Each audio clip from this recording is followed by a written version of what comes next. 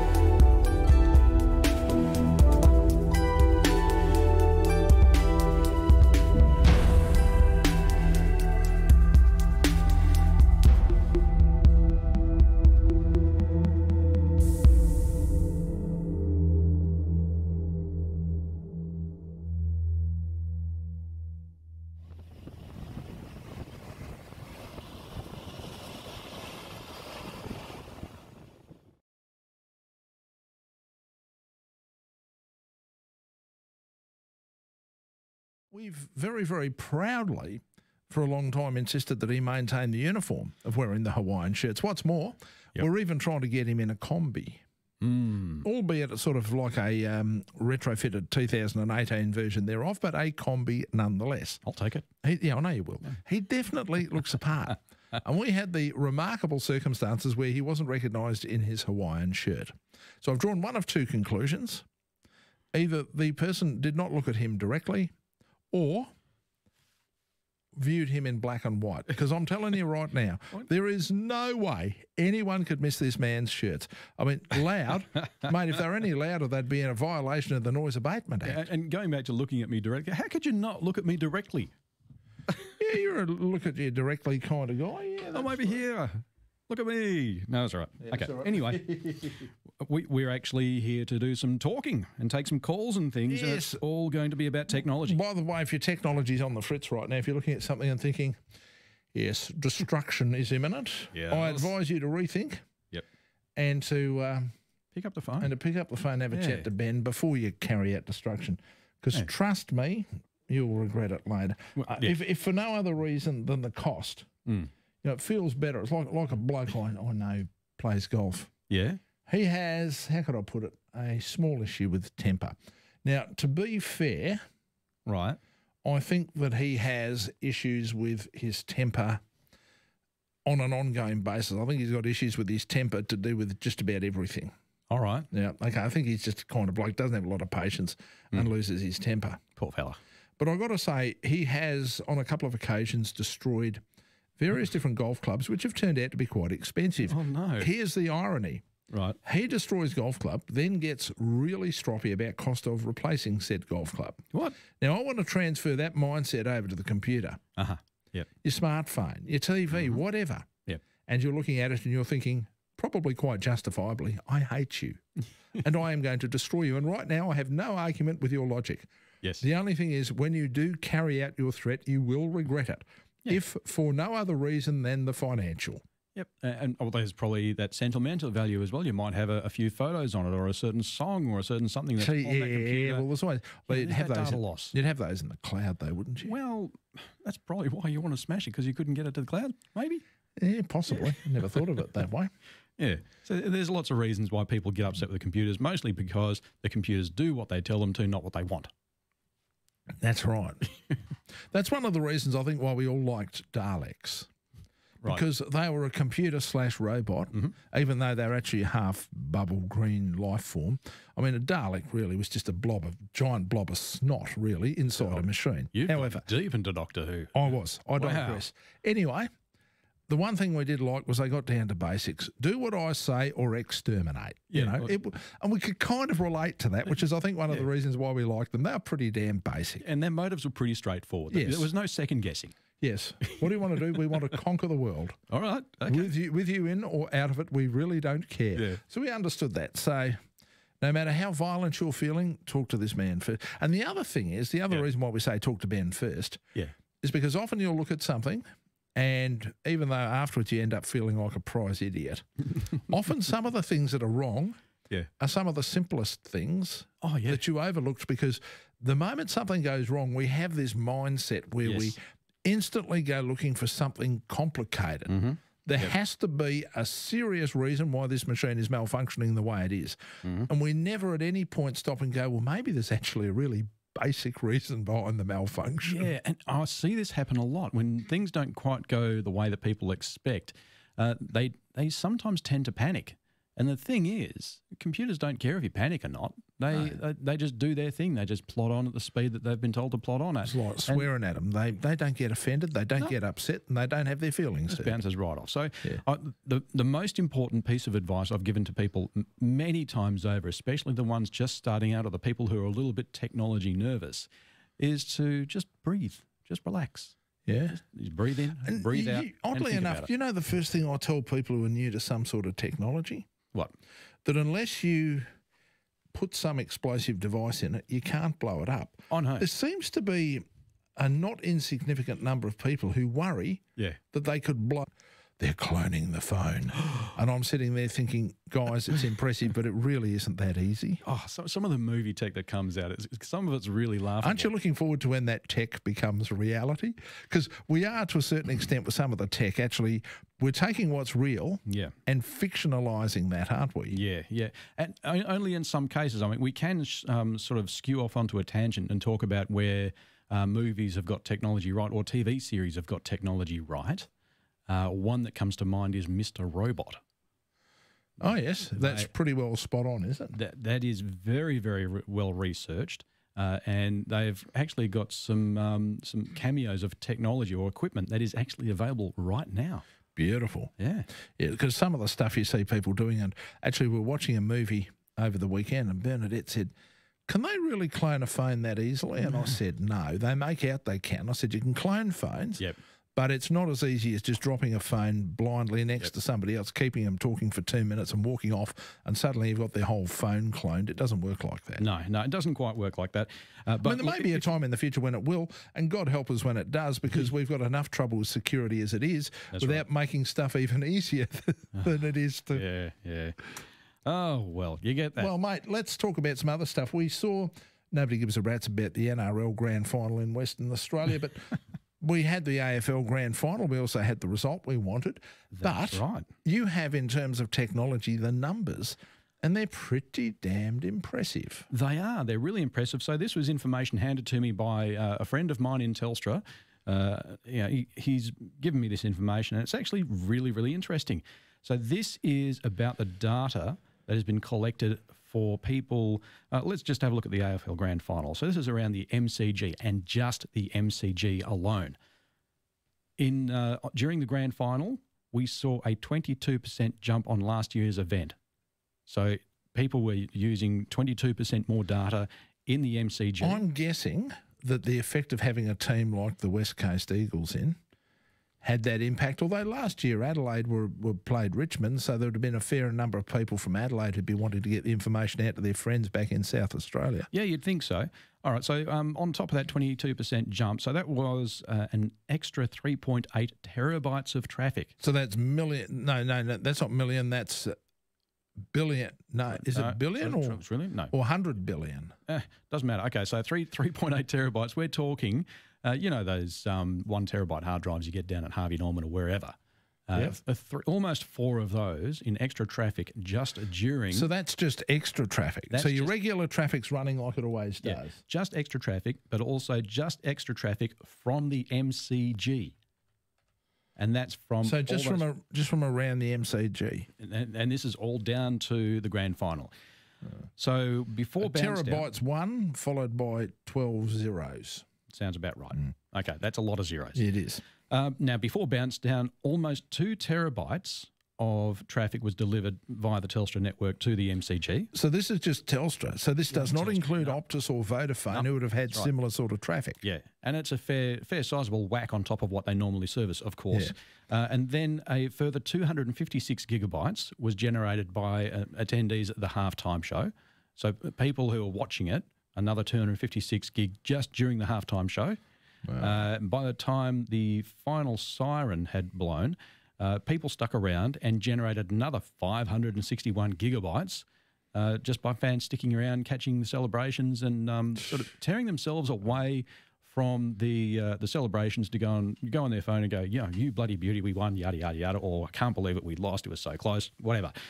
So it accounts for, overall, a 7% rise in SMSs and 9% in MMSs, so the little picture messages we send, on a daily national average compared to the week before. So just that weekend, just that Saturday, the grand final, saw an extra 7% on the daily national average. Just wrap your head around that. So that's quite... We've got some pretty impressive numbers here. That's amazing numbers. So it just gives you pause for thought. And here's the other thing that I suppose we should be happy about, that around the MCG, there'd only be a limited amount of capacity. I mean, you have so many cell towers there. I know. And so therefore it was able to cope, and we haven't heard anyone complaining that there was issues. That's right, no People outages. were clearly on their phone. Yep. People were clearly posting to various social media pages, their Instagram accounts, their Facebook accounts. Exactly. God knows what else they were posting to. Yeah. Sending messages to friends at home, all sorts of stuff like that. Yep. And the system coped. To hold up like that is something pretty impressive. And it got smashed. I mean, there's no doubt that it sure did. It sure did. And, maybe, I don't know, maybe you had to wait an extra second to get an SMS out or something, but there were really no reports of any congestion or any outage or any sort of strain showing on this network, which is, and that's pretty phenomenal. And sure is. For the numbers it was pushing through, that's just amazing. Yeah, it's one of those ones where you just have to go, wow, crap your head around it. By the way, once again, for your information, a terabyte is 1 followed by 12 zeros. Off-road equipment is Perth's longest...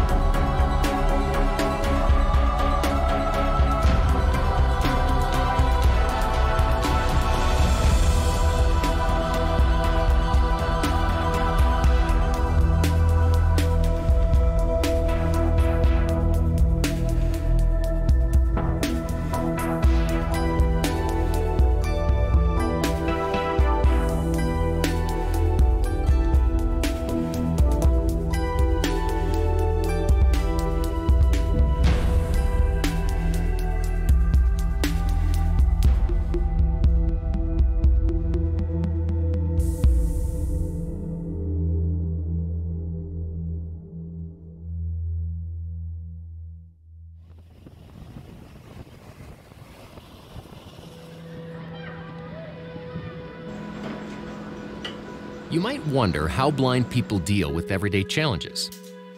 Well, normally the answer is simple. We're not that different from you. We play music. We go to school.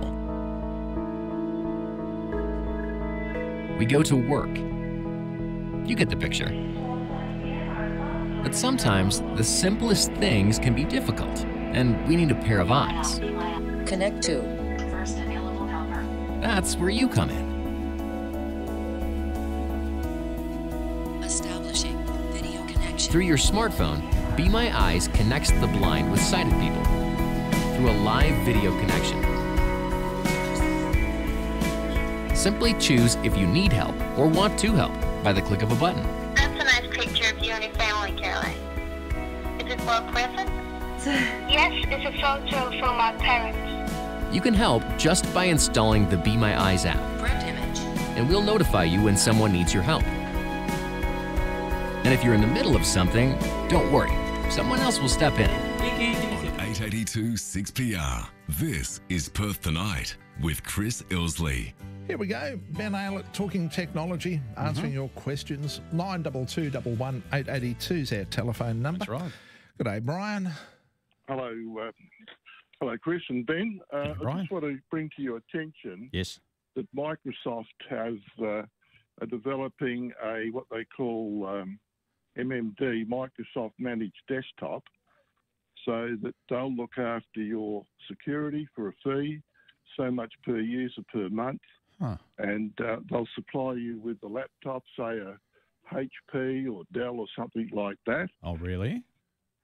Yeah, so just guessing, there's not a lot of detail. Up to 10 employees, they're probably not interested, but 20 to 200 or whatever, they'd service that part. Above 200, like someone like Rio Tinto or something, they could probably get their own buys, bargain buys themselves in volume. Oh, yeah. But basically what it's going to chop out, any IT pros that might be servicing reasonable sized business with security services or software problems or whatever. Yep. And also, like, Windows has been known for a lot of shortcomings and patches to fix things that go wrong. And they're not the only ones, of course. No. But just to give you an example, in 2010, I bought Microsoft 2010, and I've used it ever since, mainly Excel. But now it's a service. It's not a product anymore. That's right, yes. So you buy Office 365, you buy it every year. Yep. And I'd be too small to be worried about from the managed desktop point of view. But imagine you got someone with 20 or 30 employees, and if Microsoft supplies them with say a laptop, a Dell or a HP, that means a reseller in Perth of laptops is going to miss out. And IT services like the security, so there's a loss of income there. And then what really worries me is that will they pay any GST in Australia? Like, it's service from America. Strictly speaking, you could argue that the services are being delivered in Australia. That's right. But these big companies got ways of getting around paying too much tax. Like even Amazon's having to collect GST now. That's right. And I think you'll find with the Office 365 subscription, we're being charged GST on that as well. So I don't expect to see any changes there. No, no. But at least the government gets it. Oh, yeah, as long as but they get their what I'm saying, bit. with these security contracts that they do direct, like they might think, oh, that's an export from the United States. It's not, I don't know. But like, number one, small business pros, IT pros, and say like a Portacom or a reseller like that, I think they'd be impacted. And I think it's something the government should see coming. Yeah, I mean, and it does kind of make sense. Can I, Mr. Cynic here? Okay. Brian said something really critical just then. He said it's something the government should see coming. How many times have I said the problem we have with technology, especially in this country, is that those who are responsible for regulating it don't understand it? Yeah. No, it seems to be the case. How long is the list of the things that the government should have seen coming in technology but didn't? Yeah. But anyway, but yeah. It's a big warning for people in the industry, to me, anyway. Yeah, it's a very good point, Brian. Yeah, very good point indeed. Food for thought. Good day, Kevin. Morning, gentlemen. I'm still going from a long weekend with the West Coast Eagles, mate. Oh, okay. It's a all big right. weekend. Yeah. A technical question for you lot. Right, ready, go. Now that Foxtel have moved away from having an application and doing it as a browser-based viewing, what's the best little small form computer around the market that I could just chuck out the shed without having to spend too much cash? Look, if you just want to get Foxtel, you can get the Foxtel streaming box. It's about $99, and it hooks into your wireless network, and you plug it straight into a TV. And if you just want Foxtel, I think you'll be hard-pressed to find anything better value. That's the thing to go for. Streaming box. Chuck that out in the shed, put the HDMI in, and just hopefully I've got good Wi-Fi in the shed then. Yep, that's the Foxtel Now. $99. Yeah, Foxtel Now streaming box. Look it up. You can probably go to the Foxtel Now website, and away you go with streaming it. So if you were to even get a TV and get a Chromecast, if you want to go even cheaper, if you've got the Foxtel Now app on your phone, grab yourself a Chromecast. They're about $50. You can plug that into your TV and then just push the transmission straight from your phone to the Chromecast. Even better. Yeah, I was thinking I have to stick with the old Windows 10 and all the Windows updates. No, don't have to do that. That's overkill. Thank you, gentlemen. You give me some ideas. No worries, mate. Good on you, Kevin. Thanks very much for that. There's a weekend project for you. And glad you got there. Now the footy's over, so you've got to do the weekend projects. That's right. I actually wonder, though, with the way everything's going, I wonder how long the existing Foxtel model can survive. They are going to have to evolve. I know we're looking at 4K, which tells me that they're taking live sport and stuff like that extremely seriously, which makes a lot of sense. Well, they should, because that's that's a really platform upon which Netflix will never compete with them. So that's smart thinking. It is, yes. But nonetheless, I still wonder how long-term the existing Foxtel model is going to fly. They are adapting. So there are changes being made. And so the 4K is one example, but also the streaming box, which has been out for close to 2 years now, I think. And that is a wonderful little device, Android-based. Yep. And it seems to do everything you want except for Netflix, but that's easily fixed with a Chromecast on a phone. So what you're saying is that's not an issue. No. See, the thing is, though, Netflix is very simple. Mm-hmm. Very, very simple. Streams beautifully. Yep. Very, very simple. Yep. High definition. I mean, what else? And the thing is that you get a lot of channels on Foxtel, which is great. But there's a lot of them you don't use, and you have to pay for a bundle. Yeah. And that seems to me to be a mode that's kind of outdated. At some point, I think Foxtel are going to have to go to a model where they say, "Well, pick the channels that you want." I mean, there are some channels on Foxtel. Look, some people would, but I mean, you know. There are other channels you wouldn't watch in a million years. No, and it would be nice to be able to pick and choose. And if they said, okay, for $15 a month, you get, let's say, points, X number of points. If you want ESPN, that'll be a couple of points there. Yep. If you want HBO, that's a couple of points. So your premium channels would cost more points per month than the cheap ones, and it'd be something you should be able to chop and change from one month to another. And I reckon that even if there are only 10 or 15 channels, I was just thinking about it with Foxtel, it's probably only about 10 channels I ever watch. Yeah, that's about right. Now, if you want to combine the best of pretty much all worlds, there is also a streaming box, and I think you remember we both reviewed it. Yes. It does Foxtel, it does Netflix, it does free-to-air TV. It does Stan. It does Stan as well. Does a few apps. There's a few other things it does. There's a few more apps that's come in. It's pretty well loaded. That Telstra box, that's actually a beautiful box. The Telstra TV 2, it's based on the Roku 2. It streams beautifully. And that works like a champ as well. I'm really impressed with that. Do you know something else that does? What's that? When you go to select it, it automatically changes the HDMI for you. Mm-hmm. Yep. That's if you've got the TVs that accept the control signals back from the devices. Yep. So you've got to have a reasonably smart HDMI connection on your TV. So some of the older ones where it's just a plain old signal, no control signals, it doesn't quite work. But with other TVs, it works beautifully. Works really, really well. Sure does. Love this one. By the way, Ben Aylett's here talking technology. His website, benaylett.com, and that's where you'll find all of his contact information. However, if you have some questions for him right now, 922 11882, the number. The Scarborough. You might wonder how blind people deal with everyday challenges. Well, normally the answer is simple. We're not that different from you. We play music.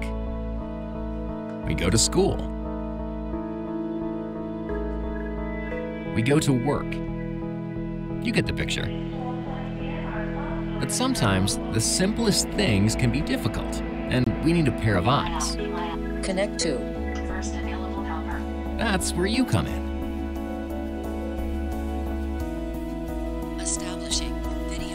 Through your smartphone, Be My Eyes connects the blind with sighted people through a live video connection. Simply choose if you need help or want to help by the click of a button. That's a nice picture of you and your family, Caroline. Is it for a present? Yes, it's a photo from my parents. You can help just by installing the Be My Eyes app, Print image. and we'll notify you when someone needs your help. And if you're in the middle of something, don't worry. Someone else will step in. That dog is way too old.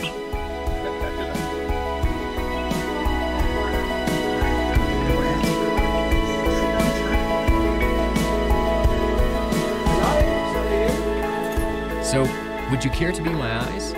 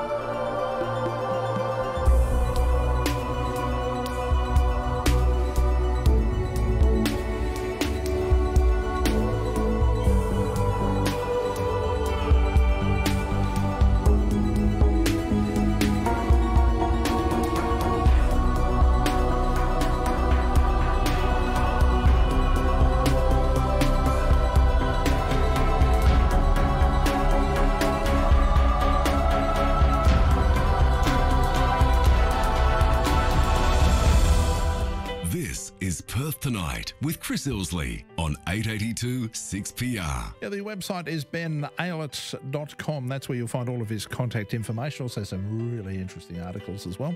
By the way, I should point out 1L, 2 T's in Aylett. 922111882, the number if you'd like to have a chat. G'day, Richie. Hey man, g'day guys. I wanted to say to your producer, I hope she's having a great night. Sorry, I didn't even say g'day. And thank you guys for taking my call. No worries. I've got this old retro Mac, Ben. It's so old that it should be a doorstop. You know, it's running on Lion. Well, there you go. Yeah. Okay. Yeah, Well, mate, hang on a second. I've got two words to say to you. Antique Sorry. value. Never underestimate it, mate. Yeah, I'm hoping it can help me. I sold my better one to go on holidays, hopefully soon. Oh, okay.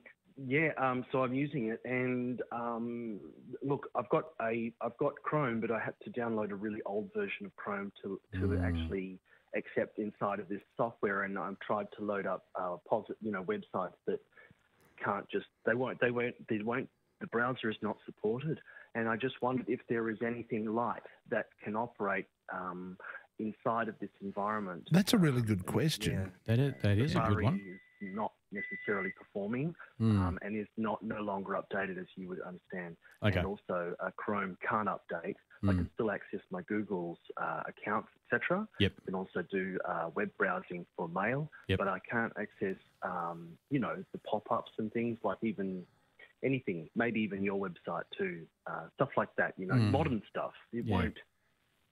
What's your advice? Have you got any ideas? I didn't even know how to Google search it because,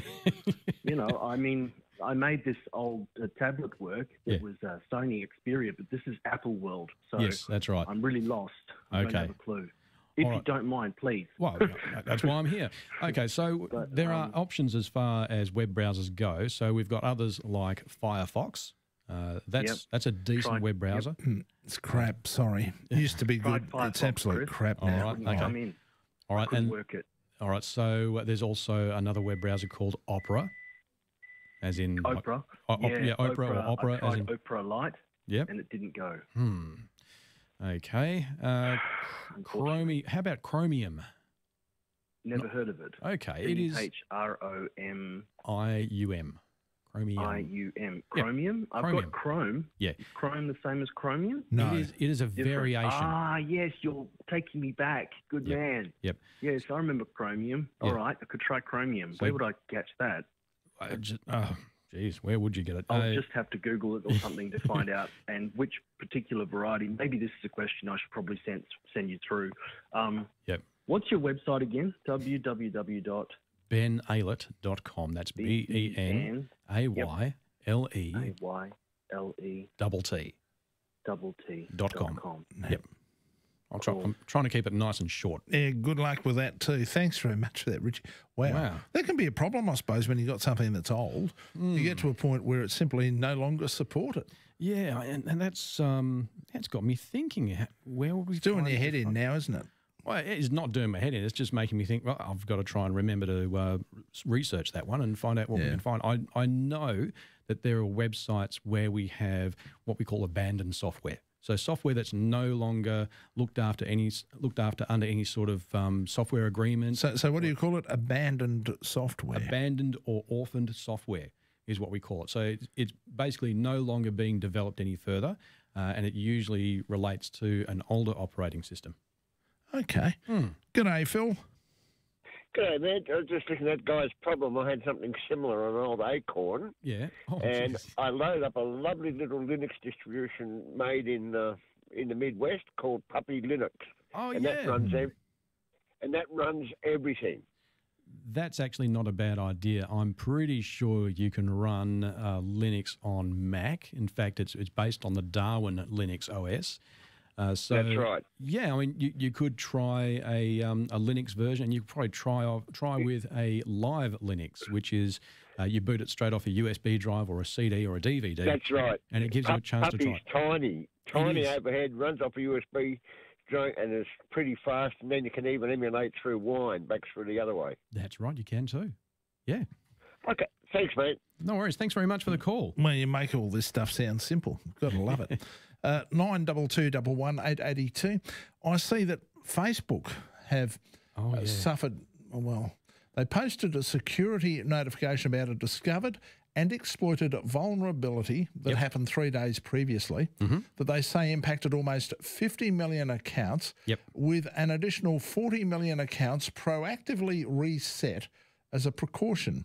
Yes. Which brings the number to somewhere around 90 million. Yes. Of course, naturally, we then have to start playing numbers. So, well, based on a total user base of 2 million, it's less than 1% of all Facebook accounts. 2 billion. But then again, how many people, okay, they did this, there's 2 billion, they've played around with 90 million.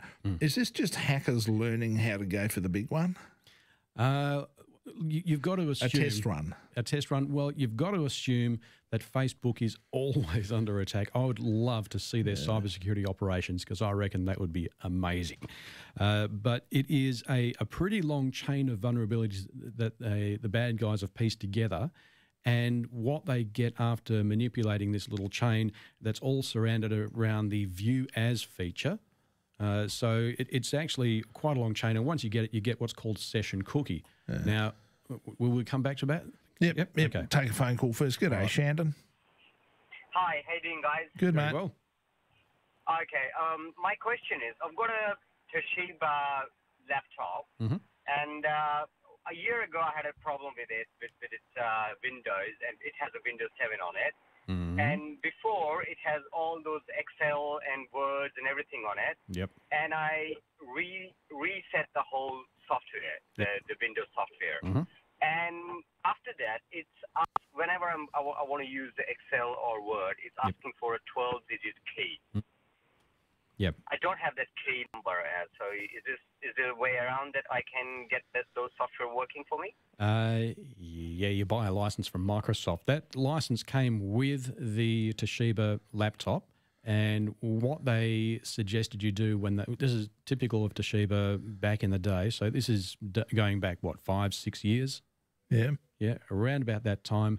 There would have been a pop-up when you first started Toshiba, and they would have said, create some DVDs. And from that, you would have had the software to reload Windows and also reload Office. So unfortunately, without the original installation CDs or DVDs that came with the laptop, you might be out of luck. And you may have to go and get yourself either a subscription or just the new software. Beautiful. Thank you very much for that, Shandon. Final call from coming up in just a moment. G'day, Grant. How you going? Good, mate. I just want to talk about the Telstra TV with that gent who was looking for Foxtel earlier. Yep. Obviously, you need Big Pond, but I've got Telstra TV. I've I've got Foxtel now and Netflix, and because I only choose the documentary channel, because there's nothing else that really interests me, I pay $20 a month for both. Yeah, it's not bad. It's the best thing. There's too much. I would not have enough time in the year to watch all the shows that I would really actually want to watch. Yeah. I'm with you too, Grant. I mean, apart from the couple of the sports channels for golf, which I watch occasionally, I'm pretty well only documentaries either. Yeah, well, when you sign up, you get a free, I think it might have been 3 months, the full package, and then you can obviously select. But I can select the $10 for documentaries. If I wanted sports, it's not like the full package. I can pick, obviously, those little packages and maybe pay $30 a month for the Foxtel and then 10 to the Netflix. So it's not the full 99 that you have to go out and pay to get the full Foxtel. So. Beautiful. Thank you very much for that. Ben, thank you. Time has eluded us. Wow, that just flew by. It certainly did. We'll have a chat to you next week. By the way, benailets.com is the website. 10 questions, 10 correct answers.